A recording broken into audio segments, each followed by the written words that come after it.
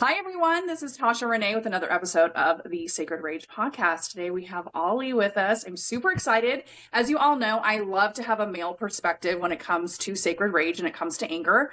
I mainly work with women, but I think it's so important to also have the male insight and as well to give them a space to be able to talk about these things that really do affect all of us. And I really feel like we're coming into a space also where I feel like the women got super empowered and yes, the anger is supposed to be talked about and felt and all these things. And I feel like the male side is now kind of going through a little bit of a transition in regards to their emotions and their feelings and coming into things.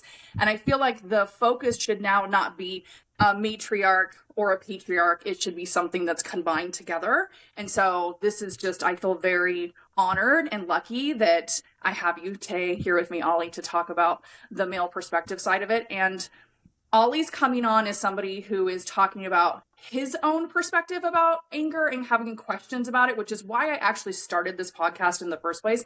Don't get me wrong. As I was telling Ollie before this call, I love the fact that I've had professionals come on and we've had these amazing conversations about anger, but really I made this podcast for people to come in and be like, I have questions about my anger and questions about what this is and what that is. And what do you mean when you say that? And does it feel normal to feel this? And how can I shift this? Like, that's really why I made this podcast. So this episode is possibly the one I'm the most excited about so far. So I appreciate the opportunity for you showing up and being brave because it's not easy. If you guys want to get in touch with me, of course, you can go to sisterhoodofsacredfire.com. That is my website. I also have Instagram under the same name. I have a TikTok. I have a YouTube channel, kind of. But that's really our Sisterhood of Sacred Fire at Gmail. You can also contact me through there. I do one-on-one sessions currently over Zoom to help you for the 5-step process to help you clear your anger and your trauma related to it. Ollie, please tell us how we can get in touch with you and what it is that you do, and feel free to introduce yourself. Okay, thank you. Well, first of all, I should say thanks so much for having me on this podcast. It's quite an honor to speak to you. So thank you so much. I'm not quite sure where we're going to go, but I'm excited. I'm a cinematographer. I'm based in London, in the UK, but I used to live in Los Angeles, and I film and work all around the world. So I'm a photographer and a cinematographer. And my name is Ollie Cohen. That's probably come up somewhere. And my website's olliecohen.com.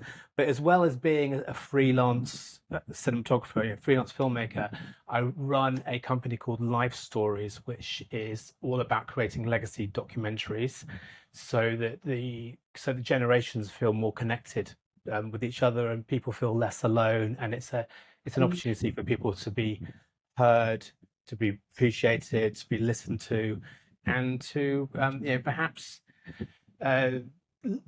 release or discuss some of these past things that have completely shaped their lives, so that's it, Life Stories. And then the website for that is lifestories.media.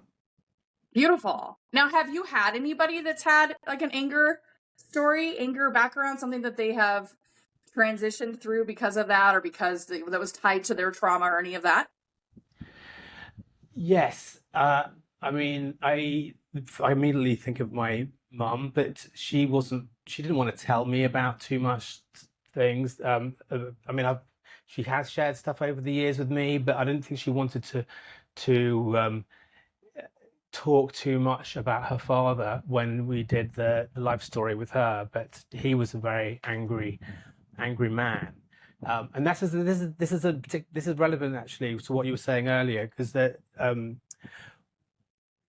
women seem to be, I don't want to generalize too much here, but what you were saying before, I think women seem to be better when it comes to talking about emotions, and what you're doing in empowering women, encouraging women to talk about their anger, that's really fascinating to me,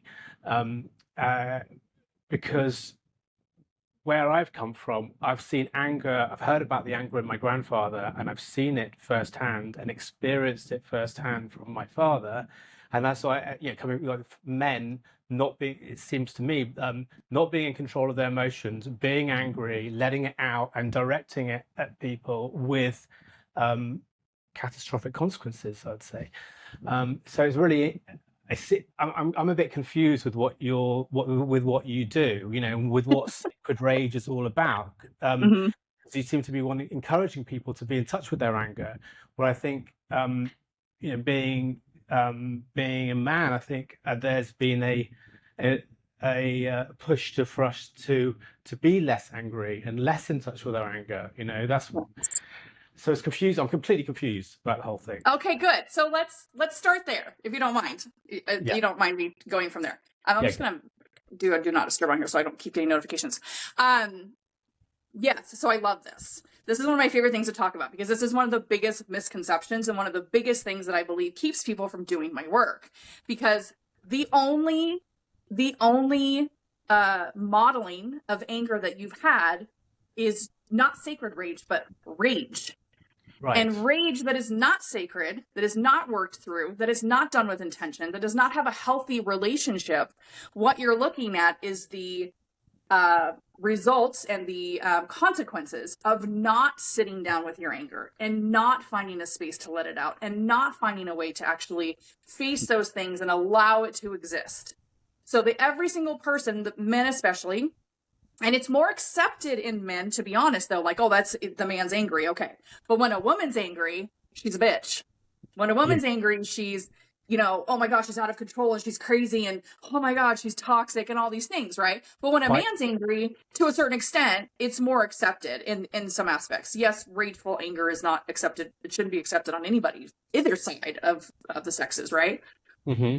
So yeah, so I have people who do come in, right, who are just like you're saying, like confused about it, terrified of their anger because the last thing they want to do is ever become the person that they got modeled in this aspect. And then they're also afraid if I let it out, not only am I going to become that person, but it's going to be, I'm not going to control it. It's going to overtake my life. It's going to destroy all my relationships, destroy I'm not going to be able to stop it and I'm going to go crazy in some aspects, right? Does that resonate? Yeah, absolutely does. Okay. Yes. So what's happening when people say, "Okay, I know I'm angry, even if I can't tap into it. I know that shit's happened to me. I haven't actually tapped into my anger, which means I know it's fucking in there. I know it's destroying things. I know it's fucking up things, either making me ill and sick. People have chronic pain. I've seen chronic pain removed in one session of doing my work. And or it's I'm completely numb to it. I can't tap into it. I can't do any of the things. And that also keeps you from being your authentic self and being able to show up to take opportunities, to love yourself more, to believe in yourself, to have faith. I mean, your intuition is blocked. Everything's blocked if you can't tap into this specific side of yourself. So when somebody comes into my work, what's happening is you are on purpose, on purpose, deciding to say, okay, I'm going to sit with this. Okay. So what happens when you come into a container where, first of all, you're me as a guide, I don't even care if it's somebody else is doing this work. There's lots of people that are doing anger work. When you come across a container where somebody can hold space and wants to hold space for that, all of a sudden there's like this, I can't even explain it. I've had people who have had other coaches who could not get into anger. They send them to me and they go, I've been working with my coach for 3 years and all of a sudden now I'm able to talk about this and I don't understand why. And it's because your anger goes, oh my God, I'm safe to finally fucking do this. Okay, I can let this out, right? So it's the intention again of coming up and coming out of the body. It's not coming up to just cause more problems, which I repeat all the time because it's really something people can't really connect with. It's the intention is for it to come up and leave you. Okay. So when you use your voice to tell your story, your full anger story with no interruptions, which how many spaces do we have to be able to do that shit? Sometimes people talk for almost 2 hours about their story. And then you move into some somatics where we on purpose are starting to get that energy kind of moving. I don't know what somatics is. What was that? What is somatics? I've heard you mention. Somatics. So somatics there's a whole different range of somatics, but basically it's built on the concept and the science really that your emotions are stuck in your body. Okay. Right. So you'll hear people say, there's an emotional cause for why somebody's sick.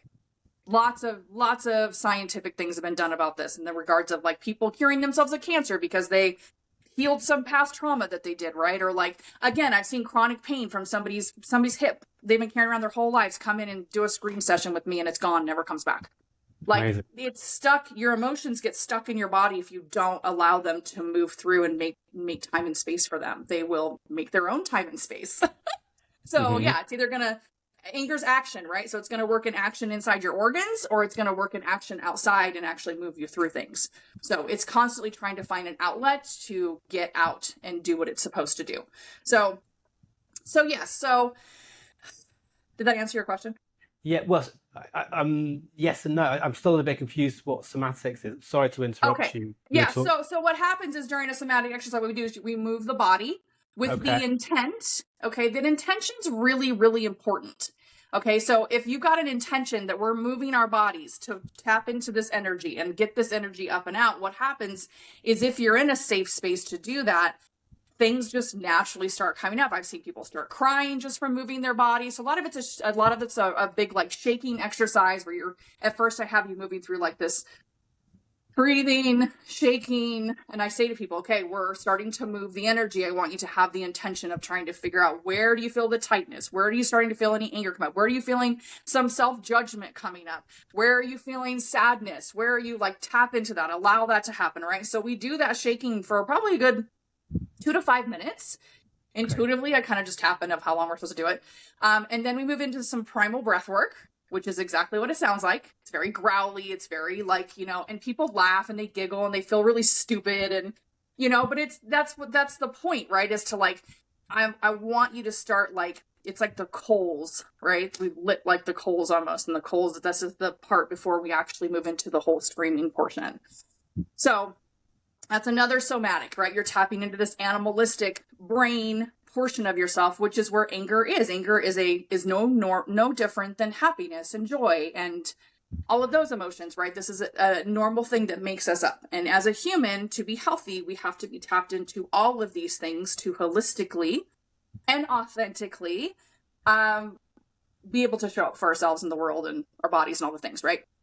So after the primal breath work, if I can get people to do it properly without giggling too much because it's funny to watch. Then we go into the screaming portion. And my clients on average scream for an hour. And I've seen them go for fucking 2 hours. So it's kind of wild. And people are just like, they hear that and they're like, there's no way I could do that. Those are the people that scream for over an hour straight. When they say that, there's no way I could do that. I can't even picture myself doing that. And it's because, first of all, while you're doing that, I'm yelling at you. The things I heard, because there's a list you also read. You write down all the things you've been fucking pissed off about in your entire life, and you write them down in a specific format, and you read them out loud. I've had people throw up from reading their list. So then the next, that's another area of somatics, right? It's using the body, using the voice, using your natural movement to move the energy that's stuck in your organs, stuck in your body, up and out of your body. Did that answer your question? Yeah, so okay. It's a release of something at least. Yeah. And there's that, and so sacred rage. I wondered, why is it called sacred rage? What's sacred about? So we know what regular rage looks like, right? Mm-hmm. We know what that shit looks like. That's destructive in a way that's not to burn something down to build something up. That is destroying. It's violence. It's death. It's, just these deep, like, ugly things, right? That's rage. Sacred rage is another way to say, it's funny you asked me this because I've explained this a million times, but I was laying in bed and I was like, how can I really explain this like really well? Sacred rage is you using your anger to protect yourself or to protect another person. So when you have trauma responses such as fawning, which is people pleasing, flight, freezing, fight, right? All of these things. What happens is you are shut down and you can't move. You're people pleasing. You're fighting somebody. You're trying to leave. You can't stay. You're like, your emotions are just like all over the place, right? Your sacred rage allows you to feel your trauma response and then actually fucking do something while you're feeling it, which is insane. That's priceless. So imagine the person who, for me, not really not really surprising that mine is fight. That's like my trauma response. I just love the feeling of fighting. I really fucking do. And when I was younger, I was out of control. And it was like, if anybody hurt my feelings, really, it's hurt my feelings. If you hurt my feelings, then I got really fucking pissed off at you. And I would use that as this space for me to get in my power and like tell you to fuck off and I hate you and all the things, right? Or, just whatever. And now it's different. Now I feel that trauma response come up. And because I've done my anger work, there's a conversation that's happening where I'm like, oh, why am I feeling this? Is this because of my own shit? This is all like, it happens very quickly. Is this because of my own shit? Is this because this person is actually wronging me and my boundaries are being crossed? Like, what do I need to say in this moment? So a lot of times it's, I don't appreciate what you're saying to me right now, or that doesn't resonate with me, or can you explain that to me more? I'm starting to feel really like angsty and fiery when you say that to me. Can we have a conversation? Or sometimes it's, I need to sit with this for a minute because I'm going to say something that I'm going to fucking regret and I just know myself. So let me give myself some space. I'll come back in an hour and we can reconvene, right? There's a conversation instead of me just going forth and being shitty and trying to hurt you the way you've hurt me. And somebody who's in fight, like it's different, right? So anyways, it's your sacred rage is your ability to say no in a space where you would feel like you're going to be rejected, be abandoned. It's your ability to take care of yourself and stand up for yourself and use your voice in an empowering way in spaces where, again, you would be rejected or abandoned or possibly harmed in some aspect. So let's say growing up, okay?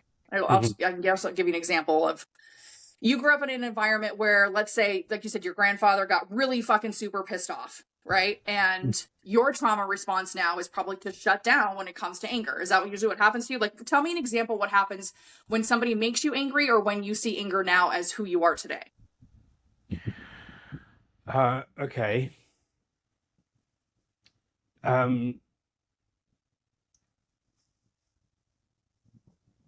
If you can. Well, let me just have a little think about that. I mean, what's confusing, well, not confusing, but for me, anger gets blended in with other emotions. So I kind of default to sadness. And I only really allow myself to go into this deep sadness when I'm on my own. And sometimes that can flip from being really sad to being really angry. And there are two, I don't want to talk about too much, but I'm still sort of angry towards my father, and I'm angry towards other people in my past, and I find myself swearing at them, and it's a bit of a release, but it's also there's also kind of a bit of shame and guilt that I am in that. Yeah, and I feel a bit out of control. I'm not sure if I'm answering your question. You are. I feel a bit out of control when I do that, and I don't like myself, and I feel like this is not the person that I want to be, but I can't help being like this, and so it's all about trying to suppress anger, and I often find myself doing that by finding solace in art, the arts, particularly music. So that's the most powerful medium, but music and mood.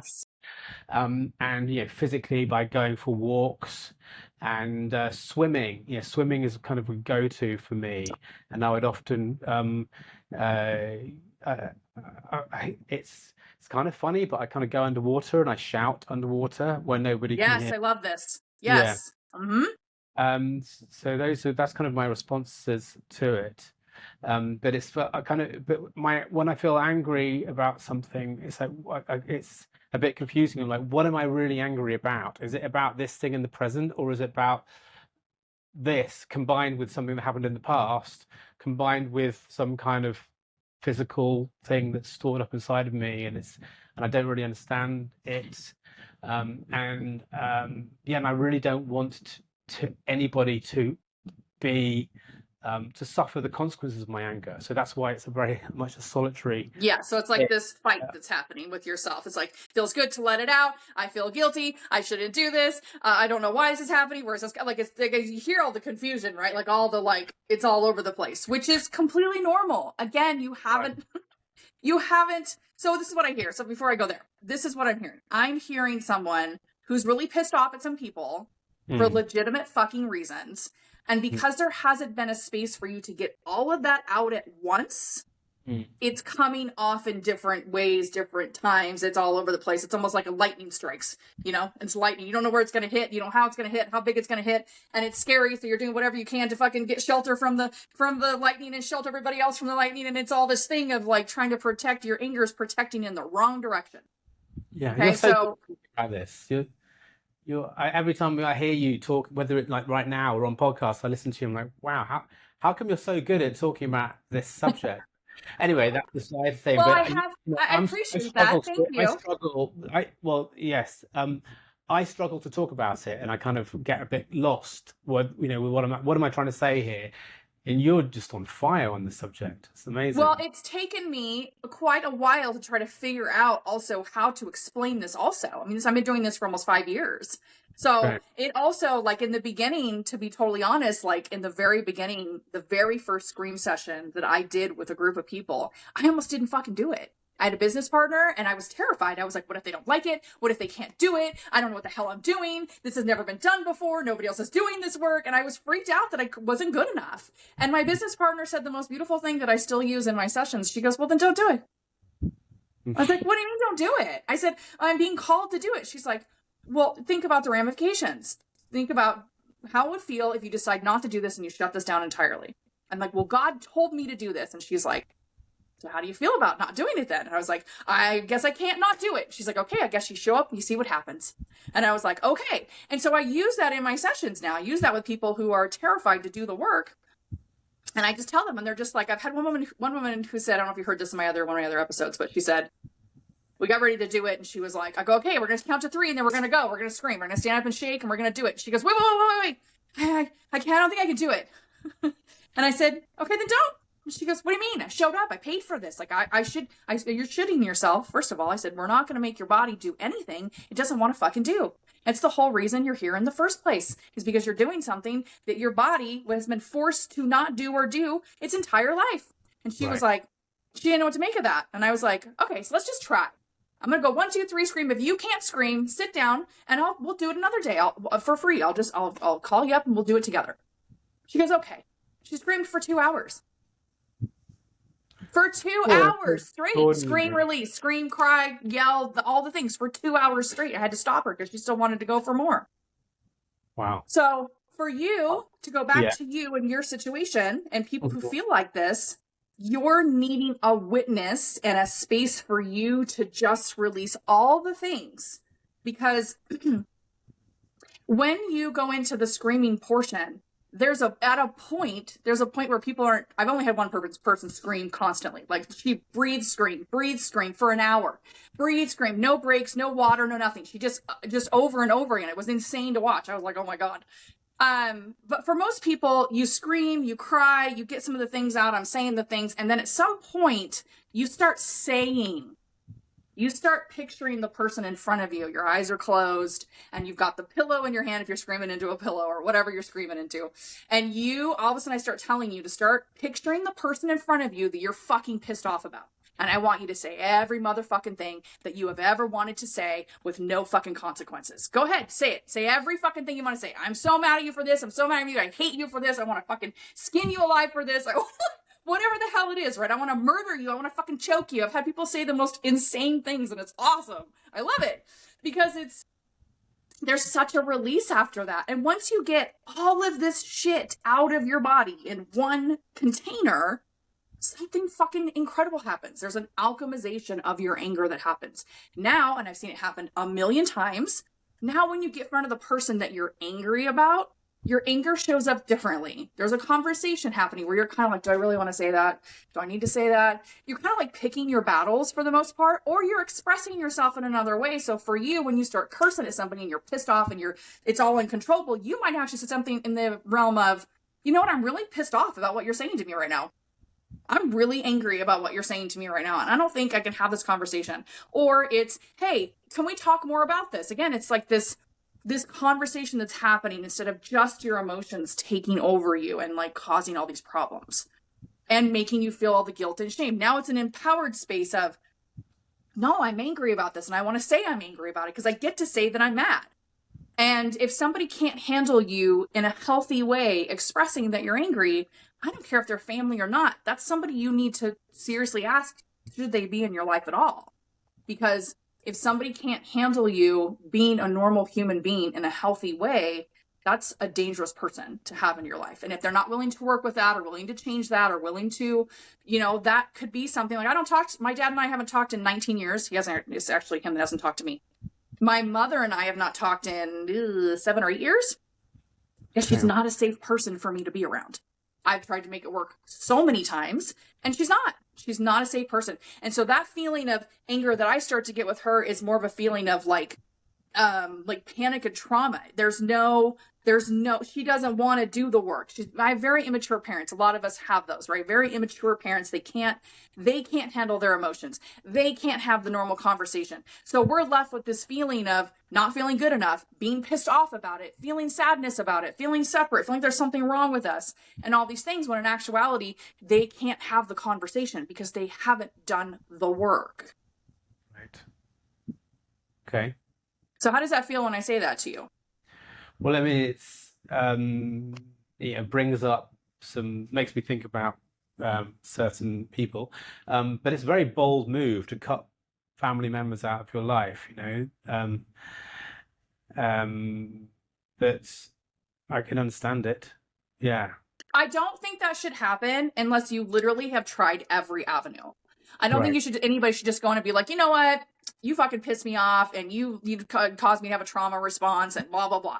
I don't think that should happen. I think there should be conversations. I think there should be, hey, I have an issue with this. Do you want to get counseling? Do you want to have a conversation? Do you want to go do this thing or that thing? Do you want to get, you know what I'm saying? That there should be some sort of resolution happening. But if you're meeting somebody over and over and over again with your heart open and you wanting to change things and you showing up to try to, make things work, and that person's shutting you down every single time or making you feel more like shit about yourself, what choice do you have? Do you continue to put yourself up against this grate constantly on purpose?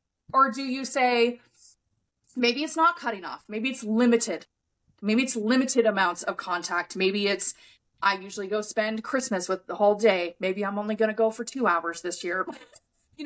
Maybe it's just limited amounts of I'm going to go here. And when I realize that this is probably going to happen or this part of the conversation happens, I'm going to do something like I'm going to walk away or I'm going to go the fuck home or I'm just going to make it so that I don't get sucked into this space that leaves me feeling like I'm the problem when I'm not.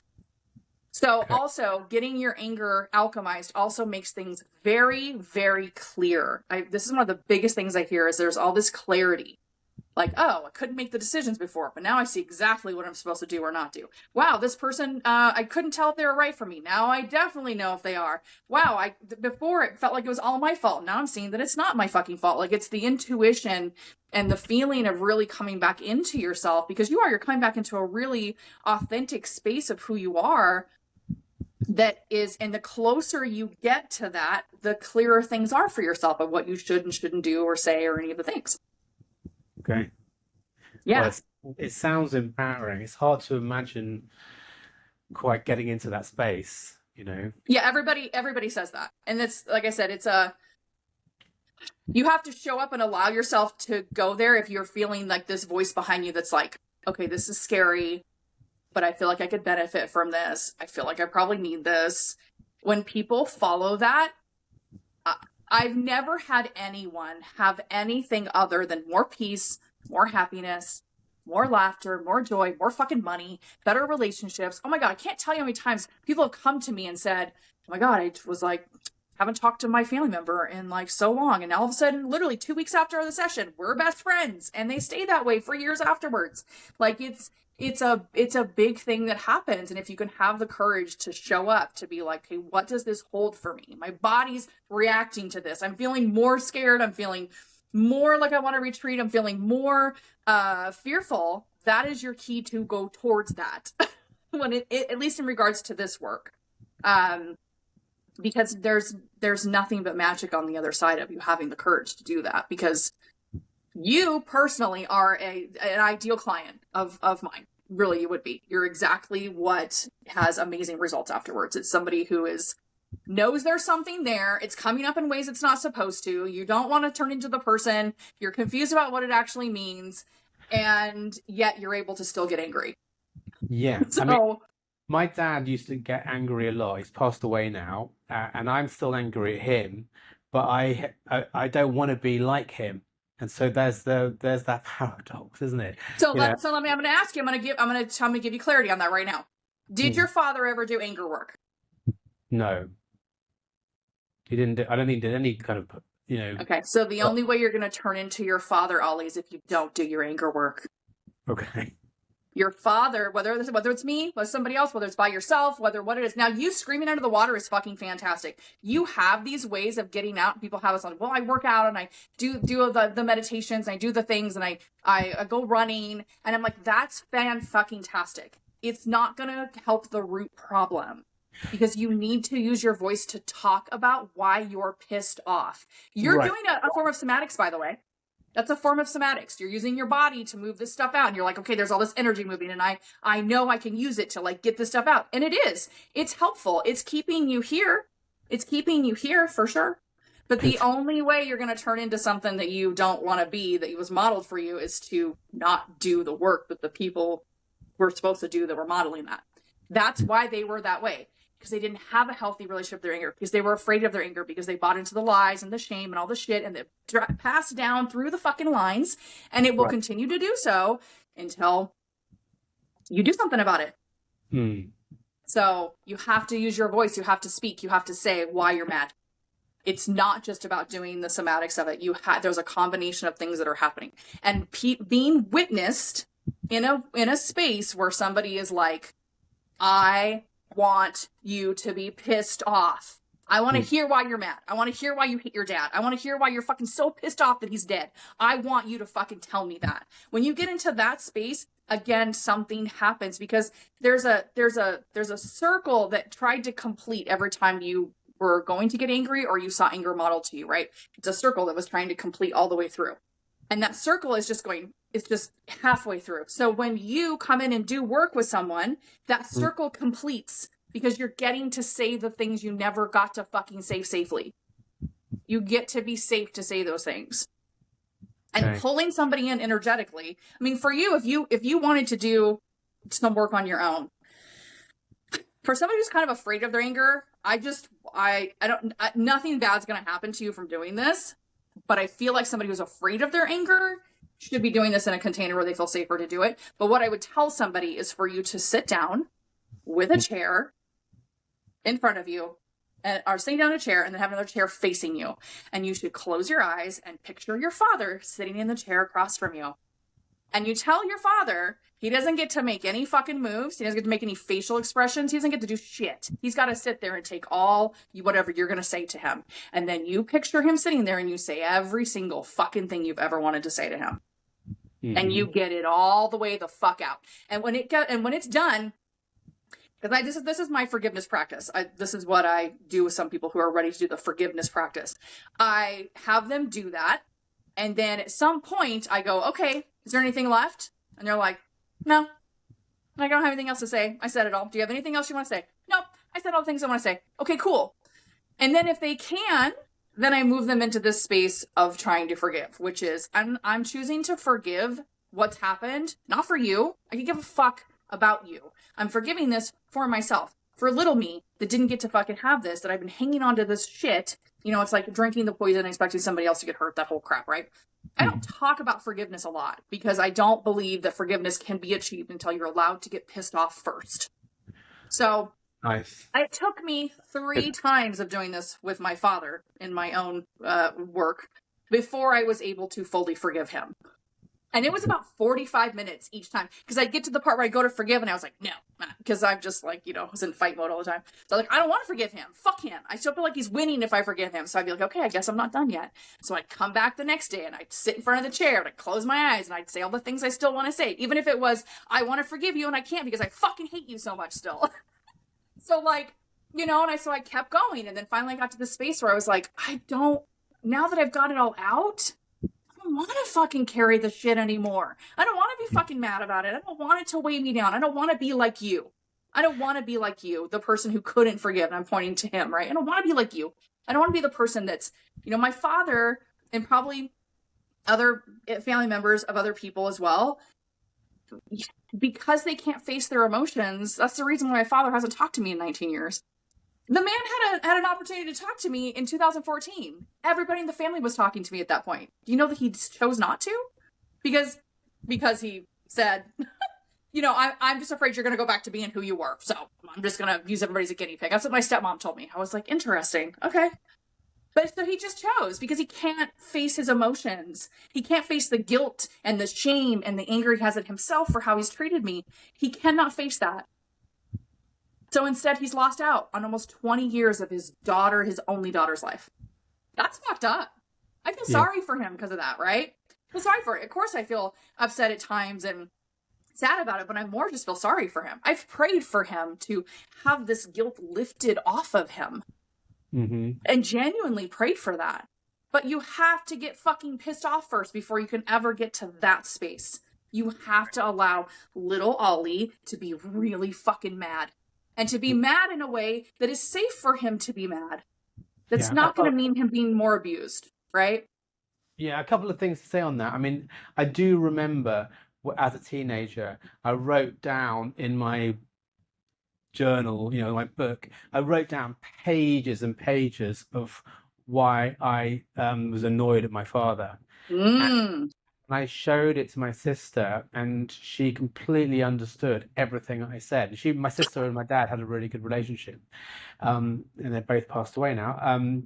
But he was really tough on me, my dad, and she read all those things. She understood and could agree with what I wrote, but she also said that she encouraged me to throw it away, to rip those pages out of the book, because it's just he said it was holding on to anger. And it made me feel guilty for writing all of that. Or at least I felt, I don't know if she made me feel guilty, but I certainly felt guilty for thinking so negatively about him.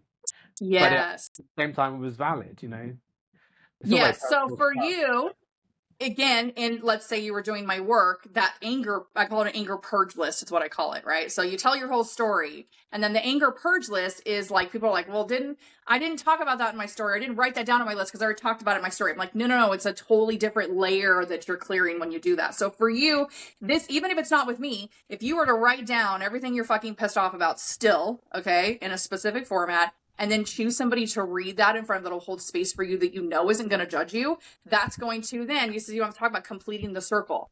You did this thing where the circle was trying to be like, if your sister would have been like, fuck, that's amazing, it's incredible. What do you want to do with it now? Do you want to burn it? Do you want to keep it? Do you want to stomp on it? Do you want to fucking sleep with it for a while? Do you want to go read it again tomorrow? Like, if she were to given you choices or been like, just supported you, that circle would have completed. You've been like, okay, I got my satisfaction out of it. I feel like I was supported in the thing that I was really angry about, but you didn't. The circle stopped. So now you've got this glitch in the circle. And so now you got to do it again. The process of writing it, I mean, it's such a long time ago, but the process of writing was a very rational. Well, it was emotional writing it, but it was using the rational part of my brain. It wasn't an expression of anger. It was an expression of kind of logic. It was quite a logical thing. Like, you've done this, therefore this. So I don't know that. So it wasn't a. It was only beneficial up to a point. Yeah, that's why there's a 5-step process. Because there's people who just tell their story and they're like, I've told my story 1,000,000 times. I still feel the fucking same. Yeah, because you're not telling it in that process. Yeah. And I've had therapy and spent years talking about this. And then therapists, I don't think you're ever going to get over it. And I'm like, I don't think I will either. Wow. And that's not the case. I've had people who have been through years and years of therapy who after one session said, so I have had therapy for years and none of my therapy could have touched what this fucking did for me. Because it's just a space just for your anger, right? And so it's a combination of things. It's almost like this holistic thing that you're doing, because what's happening is now you've said the things, right? You've read the list. So the list, basically, I'll just say what it is. You write out 2 sentences max, and each sentence has to have an anger statement in front of it. I'm angry because I'm pissed off at so-and-so because I want to fucking murder so-and-so because, right? I hate so-and-so because, like you say, and you don't have to say it with the much gusto as I do. You can just fucking read it. But you say that with every single thing. Once that's all out and you read that out loud, okay, with the intention, again, it's coming up. You're not just reading it. It's bringing the shit up and out of your body every time you read a fucking sentence. That intention is huge, right? Then you're moving those feelings into a cathartic release. Now you're screaming out the things that you just fucking talked about. Okay, and you have somebody who's I'm doing energy healing. I'm yelling at you to do like in this empowering way. The things I heard on your list, I'm trying to keep you in that space for as long as I possibly can. Right? So there's it again, it's completing the circle. It's not just the point of using your voice. Now you're using your body to move the things up and out that you were using your voice with. So yeah, it's a very powerful thing to do, but you have to do the whole fucking thing. It's got to be all over. I've never heard of anyone doing this before. And I told you I went to the rage room, or a rage room in Los Angeles. Yes. But it wasn't going in there with a particular intent or an awareness or a focus. It was just a release. And so it kind of felt good for while I was doing it and for, I don't know, half an hour afterwards. But it wasn't, that therapeutic really. It was just a bit No, of fun. because the intention.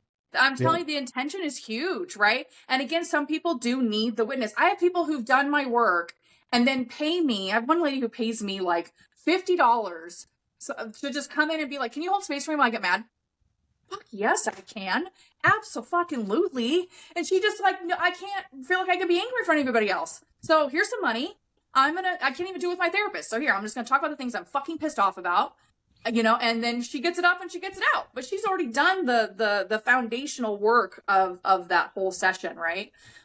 People don't repeat my work. You only need one goddamn session with me. There's nothing else after that. I have people, I give you 7 non-consecutive days of follow-up support. People use like 2 days of it. There's nothing left.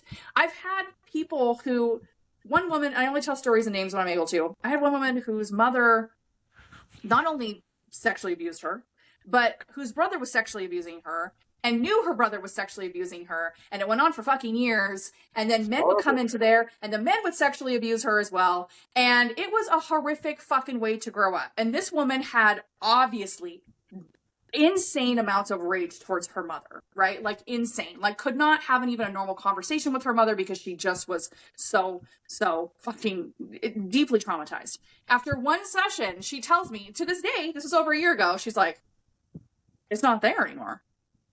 She's like, yeah, of course it's there. Like it's there. I see it. But she goes, but my reaction to it is non-existent. I don't have an issue with it. And now when my mom pisses me off, I say something. I walk away. I fucking just tell her, I'm not talking to you until you treat me differently. Like it's just a really magical, beautiful thing when that circle completes for you. And you get to be in this space now of more peace and calm. And it's just you're left. More peace and calm, which implies less angry. Yeah, of course.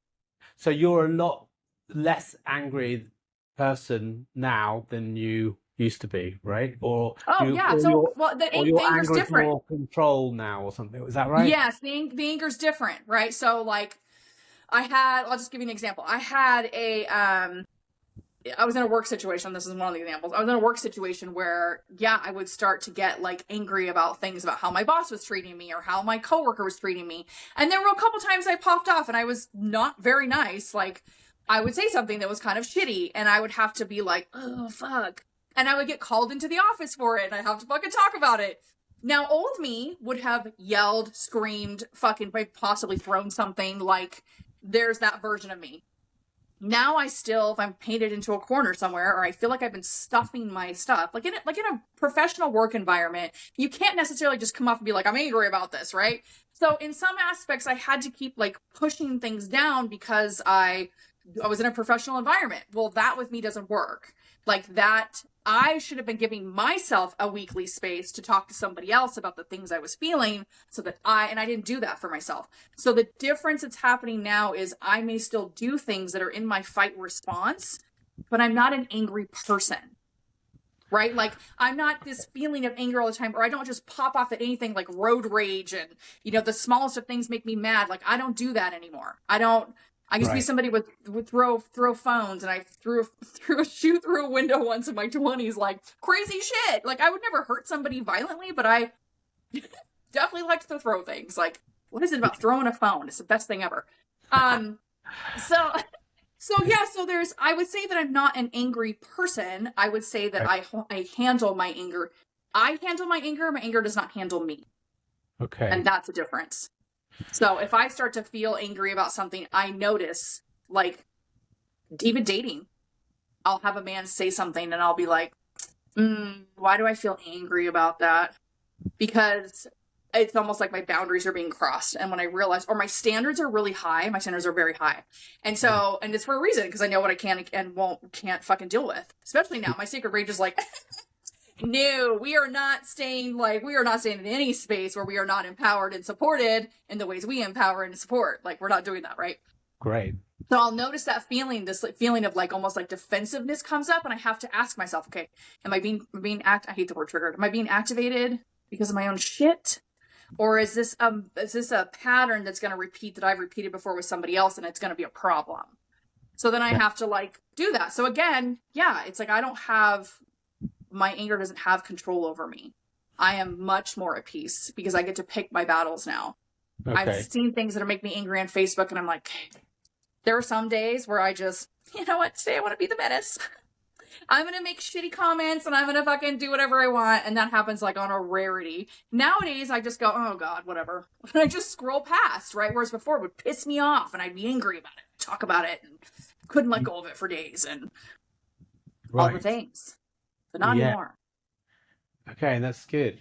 Because it's so in modern life there. I mean, I don't know what it was like in the past exactly, but it seems to me today there are just so many things to be sort of fucked off by, Yes. frustrated by technology getting in the way, and I don't want to sort of start listing them, but just living in a city and you go and you see other people's behavior, it's really easy to be annoyed by Angry. angry by that, and you can be angry about other people, you could be angry about what you see on the news and what's happening at work, and when you're driving your car, and take your pick, but then it's like, okay, I I make a conscious effort not to certainly I don't get road rage or get angry with people driving, and I think I make an effort not to be like that, and I make a Mm-hmm. choice not excuse me, I make a deliberate choice to sort of choose gratitude choose gratitude and happiness over being Mm-hmm. everything. But I kind of feel like is that just a life hack? And actually, I'm really I'm really, if I'm completely honest, I'm pissed off and fucked off about so many things, but I'm just trying to be more positive. I'm certainly not in that toxic positivity Right. space, but I feel like it feels sort of pathetic to get annoyed by other like bad drivers, because if you allow yourself to do that, you're going to be annoyed every time you drive, Exactly. True. And so, yes, so I will tell you that once you do, because what's happening is because you haven't taken the time and the space again to complete the circle from the things you're actually pissed off about. Right. Every opportunity for that anger to pop off and lightning off, it's Yeah. going, ooh, I'm going to take that opportunity. Oh my God, I'm going to take that opportunity. It's almost like it's excited. It's like, okay, here's an opportunity for me to actually get mad because you're not actually letting, it's like your anger's at the fucking brim. It Okay. needs to come out. And so any type of little thing that's going to make you like really fucking pissed off is going to like just happen. Does this mean you're not going to still be pissed off at the things that are happening in the world? Absolutely fucking not. What you'll learn to do though is like do both. Wow, Mm. that really fucking pisses me the fuck off. First of all, I don't think I want to listen to this anymore. I don't watch the news, by the way, Ollie. I don't watch the fucking news. Whatever happens on Facebook, I guess I see it, what's happening. I don't watch the shit. I just don't. I just not something I do to myself. I'm just not going to do it, right? But it doesn't Okay. matter. Doesn't mean that I'm not going to feel angry about certain things that happen or I see or hear women going through or men or any of the things. And so what you learn to do is you learn to hold space for both the things. You give a voice to that. Wow, I'm really fucking pissed off at that. Like really mad. That makes me really fucking mad. I may even cry about it. Sometimes I cry about things because it makes me that pissed off. And I put an and in there. And, you know, I'm praying for that situation to change. And my heart's open to things changing about this. And I'm going to choose to let that go because I cannot do shit of fucking about it. And I'm going to fucking join a protest and fucking try to do something about it. Like, there's an and in there. You get to learn how to, like, actually hold space for both the things. Because as humans, we are meant to hold polarity. We're not meant to just be happy and kind and Right. peaceful and grateful, right? And you know this is toxic bullshit, right? We're meant to do both. So for you, again, you Ironically, may toxic go positivity ahead. is one of the things, or ironically, toxic positivity is one of the things that made me particularly angry, you know. Yeah. Um, so and that's one of the, yeah, I had a very strange time. You know, my sister passed away. You know, I think I mentioned that to Oh, you. sorry. Very angry about that, and had so much grief and sadness and anger that was going in all these different all these different directions. And that's why I started Life Stories, because I wanted to sort of going off on a tangent now, but I was living in Los No, it's Angeles. beautiful. Keep going. I was living in Los Angeles. My sister was diagnosed with terminal cancer. She had like a year or something or less to live. She reacted badly to chemotherapy, and I rushed back to the UK with documentary film equipment to try to to to record her life story, Mm. but not just to get her CV on camera. It was more about to understand her life decisions. You know, that's what I'm really interested in. Why do we do the things that we do? What are the things that motivate us? And a lot sometimes that can actually come from anger, actually, and you kind of go in different directions. Um, anyway, I wasn't able to capture her life story, and that was a frustration because it was peak Mm. pandemic. I couldn't even go to the hospital to see her, not until she was, you know, the day that she died, and that was horrific. And I was angry about that. And anyway, there was a missed Yes. opportunity. It was a missed opportunity to capture her life story, and that's. And then I thought, well, look, I can do this for other people. So it was like channeling my anger into trying to Yes. think positive. Uh, Yes. but sometimes I question, it's like, okay, well, you know, that's great because I can add value to people's lives. But is it like just another life hack? You know, whereas because I know that the more you kind of um I mean, I do this quite a lot. I kind of retreat back into this sad space, into this finding comfort in the uncomfort. I think that's the kind of the Hmm. therapist way of doing it.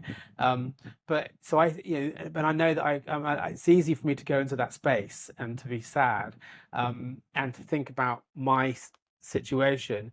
But I also am aware that if you think about other people and you become more interested in other people, then you become happy. You know, it increases your chances of being happier. You feel less sad, less Most depressed. definitely.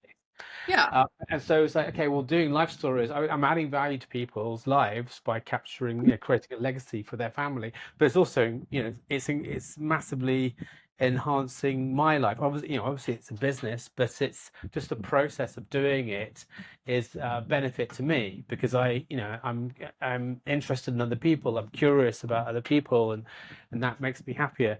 So anyway, I don't know if that all, I don't know if you that all. It does. It makes sense. I know what you're saying. So do you feel guilty for that?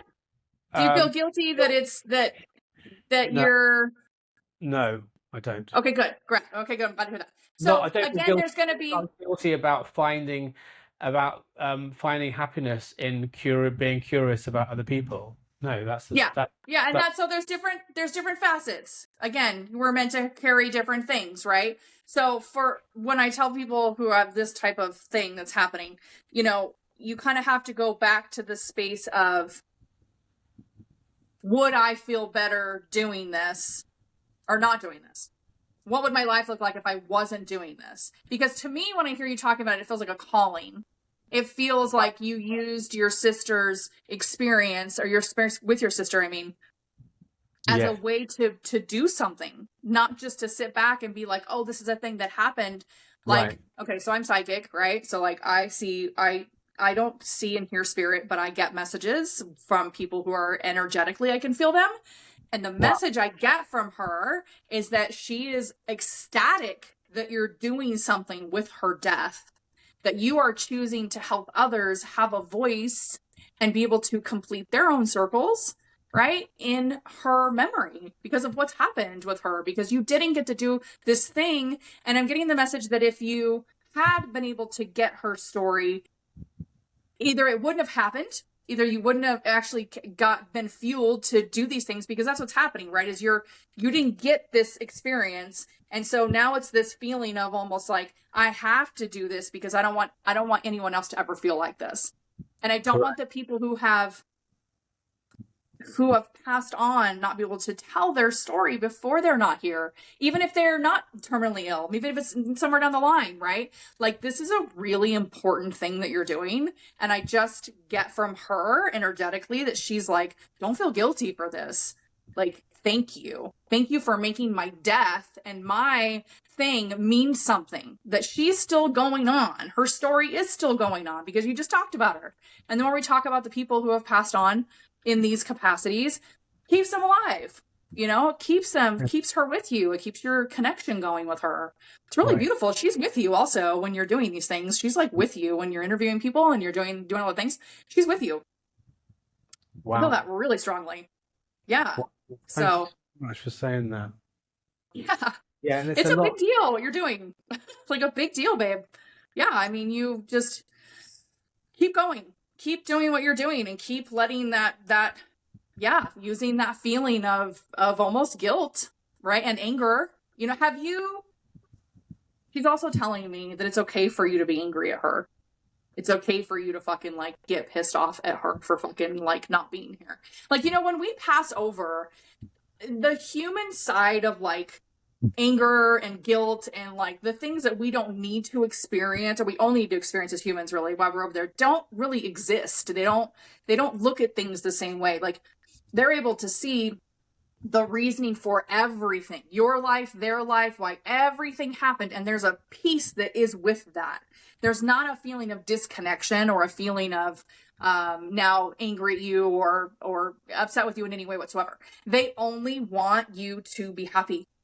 They don't want you to ever feel guilt in their name in the ways that it isn't doing something positive or isn't make, because really your guilt is making this happen in some aspects, right? But it's about taking that guilt and turning it around to just using it as like, okay, lesson learned. I don't feel guilty for this anymore, but I did learn the lesson of not missing an opportunity to hear somebody's voice or doing whatever I possibly can to try to make that happen. Because you did try to make that happen, just wasn't able to. So it's Yeah. not like you slept on it, and then she passed because you were being lazy and didn't actually do the work. Like, this is just natural courses took their course, unfortunately, unnatural courses, unnatural things. So it's not your fault, So forgiving yourself, she's telling you to forgive yourself, because it's not like you did this on purpose. It wasn't something that you are doing to harm people. You're doing these things to literally make people's lives better. And that's one of the major reasons we are all here as humans. Thank you. Yeah, I mean, I don't feel guilt around that at all. So good.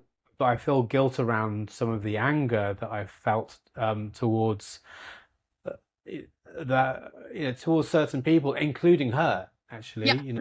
Yeah. I was angry she didn't call me more. When I came back to the UK, I was in quarantine. I was calling her every day, messaging her. There's anger around that. Yes. Um, So my suggestion to you is, again, to either do some work around that, like with somebody else, or to literally pull her in and sit I'm her in also front of you and tell her why you're fucking mad. I'm also angry at the cancer, and I'm also angry at the pandemic, and this whole thing that I know I've heard you talk about it before, and I'm really trying to get my head around it. The whole thing where the body keeps the score, and then Yes. the body says no, and you were saying how, um, and this is hard for me to get my head around, but like how people have been able to reduce their cancer or get rid of cancer by doing certain types of work. Yes. I don't know what to think about that, what's easier for me to get my head around is how stress um, and anxiety and all of those kind of what I consider to be negative type emotions, they can have physical consequences in your body. They can lead to Yes. disease. And, what is going on there? And why did she get the cancer in the first place? You know, Mm. what was she Yeah, carrying? and the That's what I'm cancer is angry a about and stuff. yeah. I think there's different reasons too. There's going to be different. What comes to mind to talk about just for a second is we, as much as it sucks, we write certain things to fucking happen in our lives. We do. We write. If your sister died of cancer, it's because she fucking wrote that shit in at some point. You're gonna write in how you fucking end, how I end. Like, there's a written things that do happen of why our lives go in certain directions with really big things that happen. So, yes, it could have been. There's a contribution of emotional, most definitely. Can I ask what type of cancer she had? Well, she had breast cancer, and then that spread to her body, to the rest of her Okay. body. Yeah. So, breast cancer has been linked to repressed anger. Right. So, how did your sister deal with anger?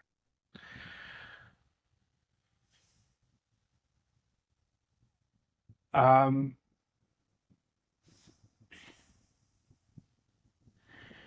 yeah, that's a good one. So it wasn't something that was like the cliche thing of when you think of anger of shouting and losing her shit. I think it Yeah. would be more one of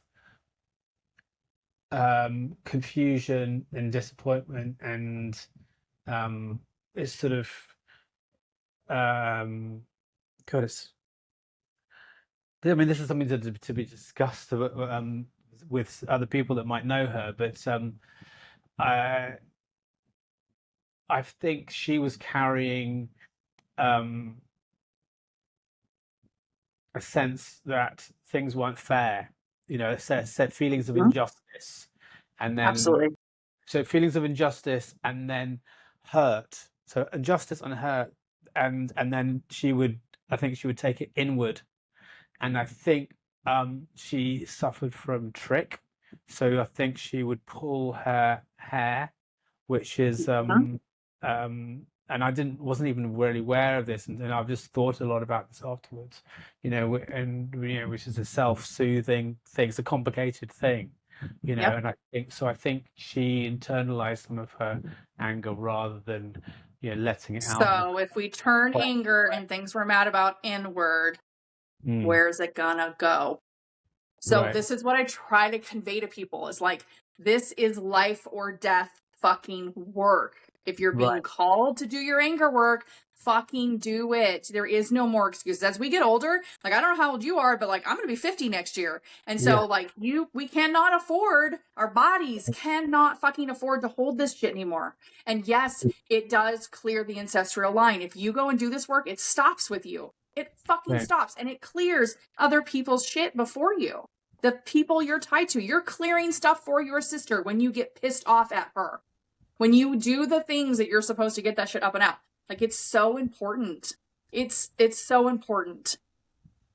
It does get stuck in your body. So yeah, so I mean, so people are aware.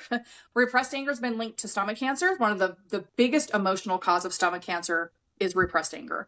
It's now again been linked to breast cancer, gallbladder, anything throat related, eczema is repressed anger.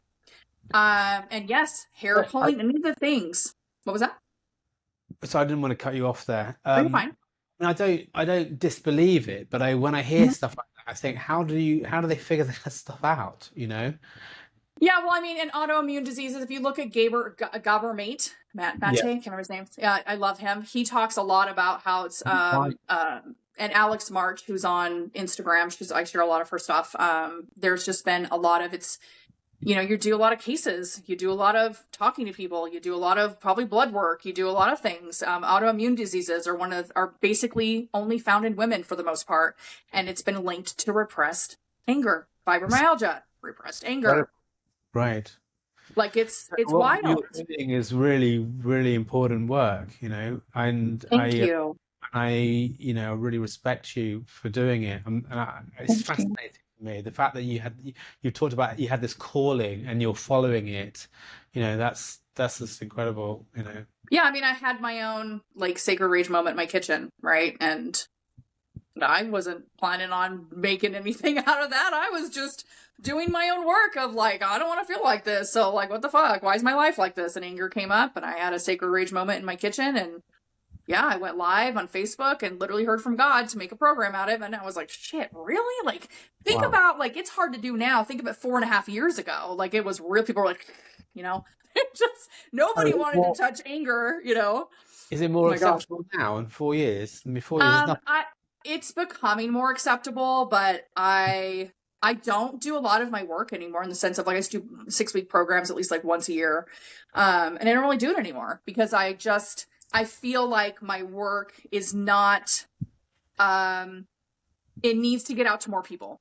I need to have a really big platform. And I've tried to collaborate with really big influencers. I've tried to reach out to, like, I've tried to do so many things over the past 4.5 years.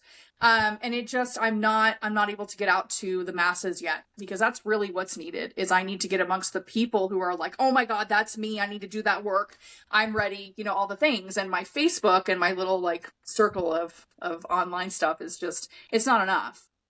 So I keep going. I keep doing one-on-one sessions and trying to do my work and all the things, and I'll never ever stop doing it. But I have taken a big seat back in the really big online presence about it. Like my page talks about it all the time, but you don't really hear about me talking about like my offerings that much because I just kind of feel like it's kind of pointless because oh no, are you there? I am. I'm still here. I'm really sorry. It looked like my camera just ran out of batteries. I thought it was getting its power. Camera's like, we're I done. know. Yeah, sorry. I'm sorry. I thought it was getting its power from the computer. This is a bit of a new setup for me. You're totally fine. So we I can still just talk. apologize. I've had people who do stuff without the camera on, so it's totally fine. So yeah, Um, so that's kind of where I'm at in that space of like where, I'm doing my offerings or whatever, but I don't, and I've toyed with the idea of like not offering it at all because I've just been kind of like, well, it's not being supported in the ways that I feel like I was being called to do it. So maybe I'm not supposed to do it. But then every single time I go that route, like something incredible happens. Like some person, I don't even know who they are on Facebook. And they're like, I've been following you for years. And I just felt like I needed to tell you that you saved my life from that last post. Like literally like crazy shit starts to happen. And so I'm kind of like, well, I guess I will continue to show up in the ways that I feel more comfortable doing instead of just I feel like I fillet myself out there, just like let me just put everything out there and try to get the people and then it doesn't happen. And so this is kind of where I'm comfortable with it. But I do feel like it's really important to keep showing up, in case the thing happens where it finally takes off. well, You know? it's wonderful. I'm really sorry I'm having these technical issues. Oh I'm no, not you're sure, fine. quite sure. I've actually done the last. I think one of the ones I did was somebody was on camera and I wasn't on camera, so it was just them that were talking on camera and I wasn't. So you're fine. That one, yeah. It's not a big deal. It's not a big deal. Okay. But yeah, I mean, we can totally end it here too. Like, it's not even. We've really talked a lot about. Unless do you have some specific other questions that you want answered? Because I want to answer those if you have those. Yeah, there were so many things I wanted to talk to you about, but I don't know to what extent I've gone through them just by chatting with you. I wasn't looking at my notes at all. Um, Well, I you have your notes there. Is there anything Yeah, on there I'm that? just having a looking at them. Yeah, well, one of the things you've said a couple of times in the past, not today, was how anger is a secondary emotion. You know, Yes. so that makes me think, well, what's the primary emotion, and what is the relevant of that? What's the relevance of that statement? Yeah. So meaning sometimes it's easier to feel anger than it is to feel pain, right? Because the anger is just a symptom of the pain. So it's the secondary emotion. The real emotion is once you get the anger out, then the sadness comes or the pain finally gets to, you get to actually feel the actual pain. The anger is just, looks like it on the outside, it's the main focus, but it's not. Because, okay, so think about it. When you're not feeling your anger, you're not really feeling the pain either. But once you feel the anger, now the pain is felt and it can actually leave your fucking body and it's no longer causing illness on any level for that aspect. So anger was the secondary emotion. Does that make more sense? It does. Yeah. Yeah. So a lot of people, like you're saying, it's easier for you to feel sadness because sadness wasn't um, wasn't a danger feeling for you. I have a lot of women who feel easier feeling, or they get so mad that then they start to cry, and then they're pissed off that they're crying because they can't actually be mad when they don't realize that they're mad. You're mad. You are mad. You're pissed off because you're crying. So, go with that feeling of like, people will say, God, here I go again. I'm sad again and I can't get angry. It's like, no, you just said it, you're angry. So why are you mad? Why are you mad about that? And you keep going with it. So for someone like you, again, who taps into sadness more, I would challenge you while you're feeling the sadness to be like, you know what? I'm not just sad, I'm also angry. And even if you don't feel anger in that moment, it will start to move that anger up and out. So you might actually be able to get angry the next time or the time after that or during that time. But giving space for your body to also feel that anger also helps it to come up and come out if you feel like you're tapping into just the sadness and not the anger. You have to kind of sometimes verbalize to yourself that it's safe to do that so that it can feel both. Or you just cry until you get mad. Because it's there. I promise you. If you've been hurt by something or someone, you're pissed off about it. Right. You're just, just because you don't feel it doesn't mean anything. In fact, I tell people all the time, the most pissed off people on the planet are people pleasers. They're doing this all the time. How can I help you? How can I make your life better? What can I do for you? Oh yeah, it's all about you. Oh, are you comfortable? Because they're stuffing and stuffing and stuffing and stuff. When it really in that moment they're like, oh my God, I don't want to fucking do this at all. You're irritating the shit out of me. But they don't. They just smile and keep going. Okay. So yeah, kind of like that toxic positivity thing too, in a different way. Right. Does that make more sense? Did that answer your question? I mean, I like it. It's just such a huge topic, I think, or there's lots to have your head around. Because what I don't want to do is be angry in public, and I'd like to know what your thoughts are about that. To what extent you think that's an empowering thing to be able to do that? I mean, you've already have talked about it. So it's about, from my understanding, let me see if I can get this right. By doing sacred rage, and then you'll have released stuff that's inside your body.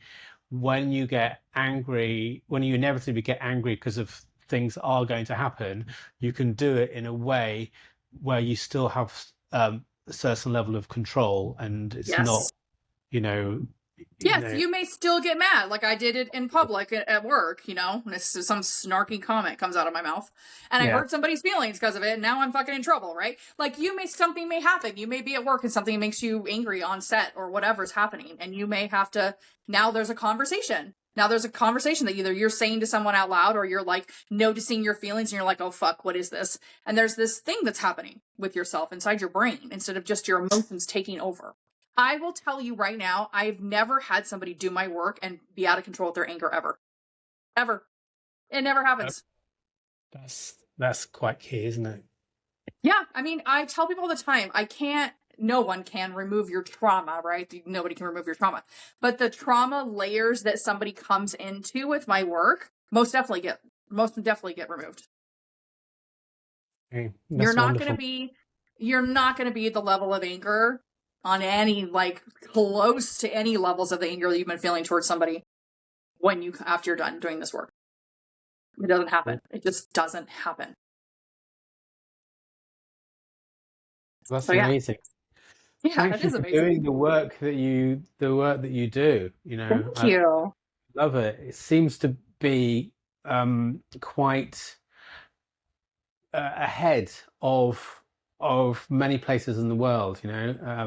America, when it comes to this kind of thing, the USA seems to be a few steps ahead. It seems. I've never heard of this. In a sense, I mean, it's like it's steps ahead, but a lot of people are still too afraid to do it. That's why these conversations are so important. It's why I'm like so appreciative of you having the conversation and facing some of the uncomfortableness of it, because I can talk about it till I'm blue in the face, but I need other people to also say, this is what I'm feeling. So people can go, oh shit, that's me too. Oh my God. And with your work, by the way, with your cinematography work and photography work, one of my dreams, well, I can't find anybody that knows how to film like really beautiful anger photos. Like one of my like dreams is to have somebody like film somebody during the screaming process, like out in nature or like some fucking amazing space, even in a studio, and get these beautiful like before and after pictures of like these beautiful like black and white like screaming photos, you know, like I just so yeah, so do some work of that, okay? Because nobody's doing that, and I just think that would be so powerful Yeah. to have people A be real shown in their opportunity. release. I can, What was yeah, that? I mean, I just think, I immediately think there's huge opportunity for, excuse me, Yes. huge opportunity for some quite powerful imagery there, isn't there? You know, getting in Yes, touch and with. not only that, but like then what happens is somebody who's angry sees the beauty of that and goes, "Oh my god!" Mm, Like it makes me teary eyed, makes me emotional because they see that and now they're like, "Oh my god, I want to experience that." You know, I mm, want to experience that fucking like I can. It can be beautiful for me to step into the thing that's terrifies me, and I want that for people pretty badly. I want them to experience that. You know, yeah. yeah, because you've had that and you want to be able to share what I you know. do. I want people you- to feel that freedom. Yeah, Mm, because like my own anger stuff for sure like pushed my whole family away. And when I say pushed my family away, it's not in the sense of like that was my fault. It's more about my family couldn't handle my anger. You know, they had no problem rejecting me, making me feel like I was should be treated differently than the other kids in the family, but when I rejected that with my very clear anger because I was in pain, that was a painful thing to have my father tell me that he wasn't going to spend time with me because he didn't have time over and over again.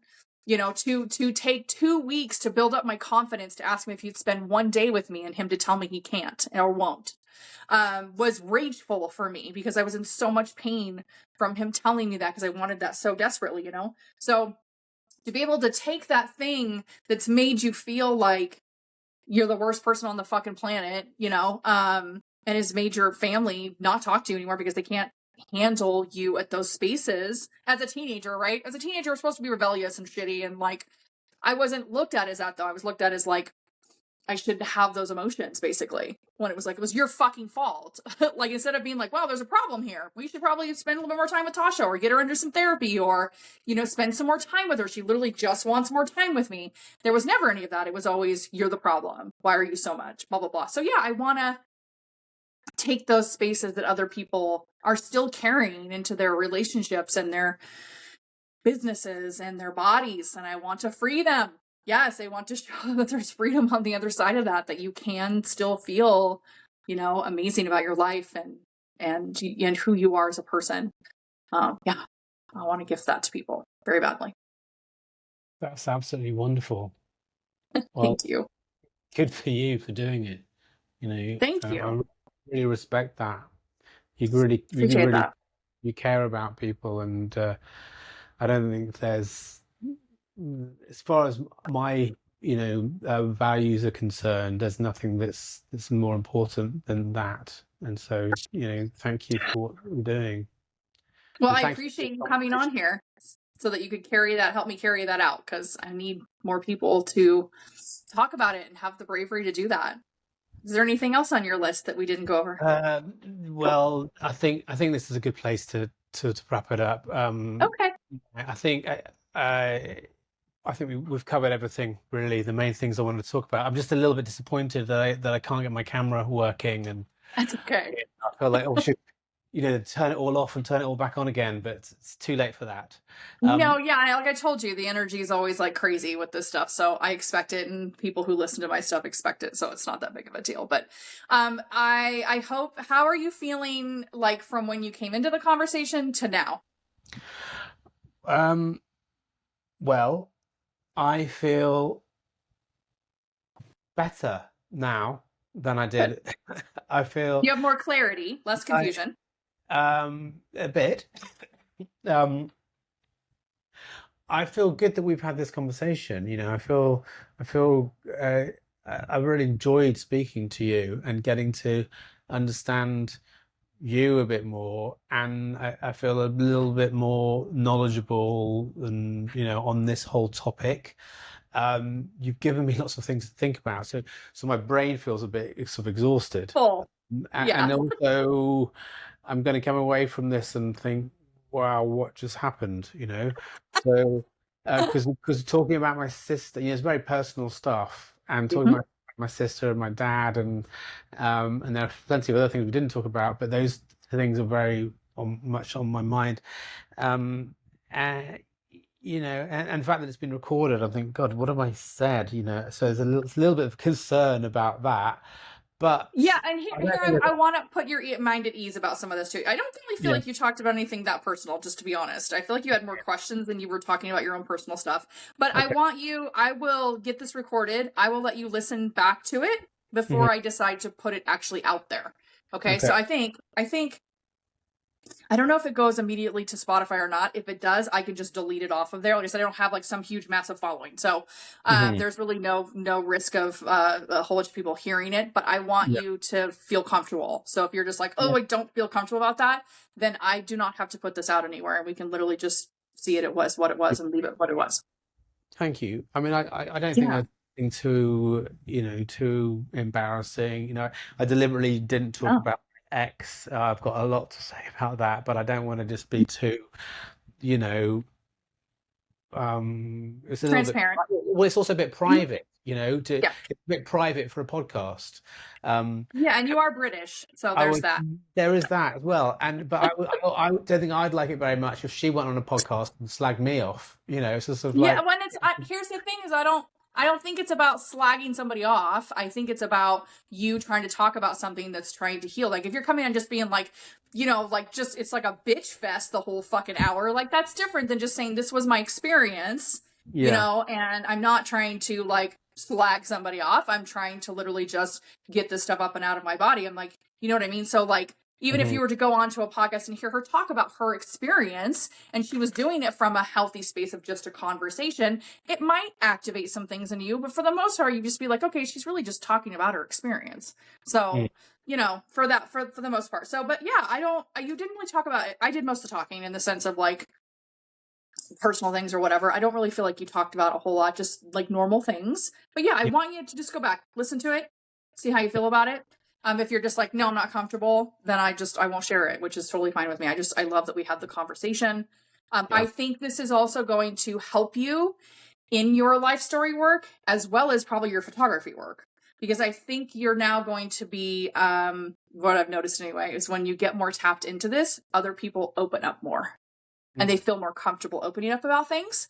Yeah. Um, so That is yeah, something that I don't, or already I don't seem to have a massive problem with that. People, good. how you were saying how you're psychic and you've got these superpowers, and one of my Intuition. superpowers Yeah. seems to be, yeah, I seem to have fairly large intuition and empathy, and people open up to me very easily, Beautiful. and other people are quite shocked like how someone's sharing stuff with me when they might have known that person for ages and they didn't know that about them. That's sort of a Yeah, that's sounds like we have a lot of the same gifts. yeah. So Oh, it's a love that. nice thing. What I'm also going to think about after this conversation is about what you said on the subject of you being psychic, about what you said about my sister, and Yeah. that's all, that stuff kind of spooks me out a bit, but thank you so much for sharing that. Yeah, I mean, I try to share those messages when they come across because they're positive. I don't really get any negative things because, again, they're in a space where they just want you to be happy. They just want us to be happy. They just want us to be, if getting your anger out about them means getting you closer to peace and happiness, that Mhm, actually makes it easier, by the way, for them to connect with you. Because it's actually really difficult for spirit to show up when we have really strong energy. And that could be energy of like love, like a really strong energy of missing someone, desperation, missing. Like it's really difficult for their energy to come in. So you actually letting go of some of these things that you're mad about her about actually would bring you closer to her. So you might experience more things with her, like in your dreams or like in songs or however else she shows up for you. that's interesting. Yeah, I was on my birthday back in June, when in that state of consciousness in between being asleep and being uh, Twilight. Mm-hmm. Being awake and being asleep in that small little window, I was Yes. just drifting off, and I had this really strong vision of her. It was a crowd, big crowd, and then she like appeared out of the crowd, and she was had her arms open, and she called out my name, had this smile, and it was really beautiful feeling of love from her, but it also really spooked me out because that sort of thing doesn't fit into my, you know, understanding of the world because you know what I mean. Well, and here's the thing: is like the more authentic you get with yourself, the thinner the veil. Right? Mm, When I say the veil, meaning like the thinner the spaces between, spirit and you. And so, yeah, I mean, she really was trying to. Sometimes I get emotional when talking about messages too. It just means that like it's like a really true message. She was trying to let you know that she's okay. mm-hmm. She was trying to let you know that she's okay, that she's happy, that she'll see you again, that she's with you, that she's available to you. Like she really was just, yeah. And so excited that your subconscious was able to like let you see her. Mm, Considering you're not really super like your third eye's not super open. yes. So the more you tap into yourself, the Mm-hmm. more, your third eye opens just naturally, just kind of happens. And that doesn't mean bad shit can come in, by the way. I just want to tell everybody that's listening to this as well as you. You have control over what you do and don't fucking see. Like if you were literally to tell your sister, don't ever contact me like that ever again, she won't fucking do it. Oh, She really? won't do it. If you have something dark that starts to come up, like even feelings like nothing but the light is allowed around me and I can feel darkness very quickly. And if it happens, I immediately shut that shit down. I'm like, absolutely fucking not, get the fuck away from me. And I Hmm. never feel it again. So you get to decide what you do and don't see, experience, and all the things. So don't be afraid of that. Don't be afraid of you getting closer to where she is. She's, yeah, she's good. She's good stuff. Your sister. Thank you. Yeah. Okay Anything then. else you want to say?